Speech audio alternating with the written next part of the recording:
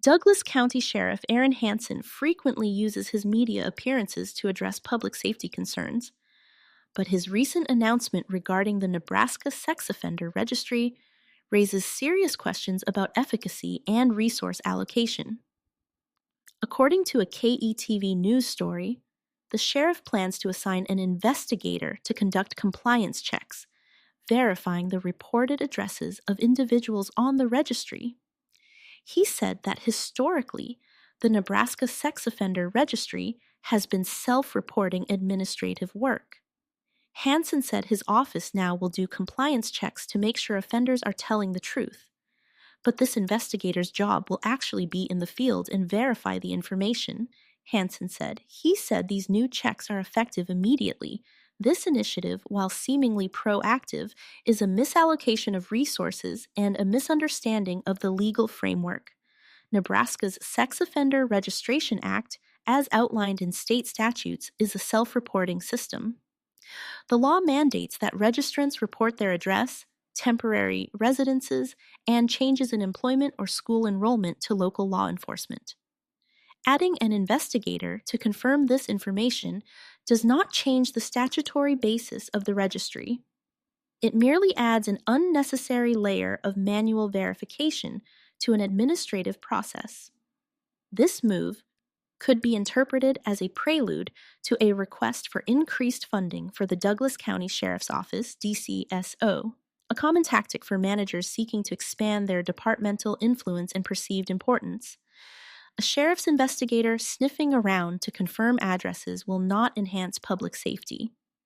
It will make the sheriff seem to be doing something, while in reality, no public safety aim is served.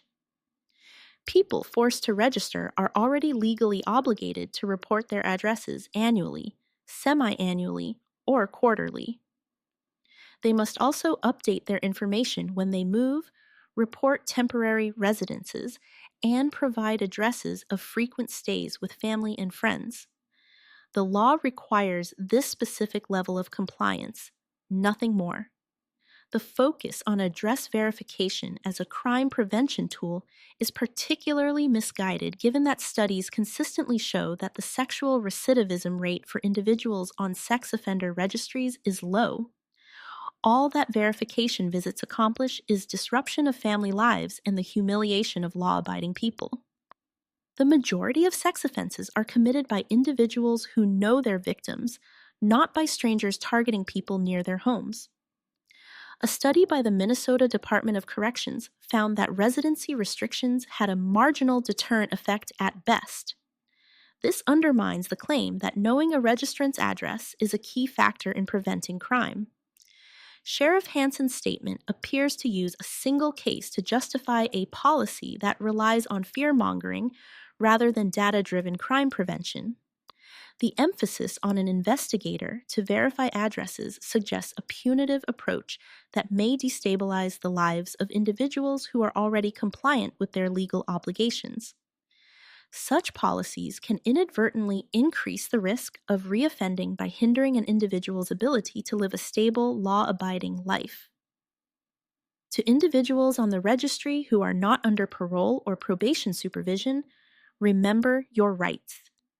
You have fulfilled your statutory obligations by reporting your information as required. When law enforcement arrives to confirm your compliance, you are not legally required to answer the door.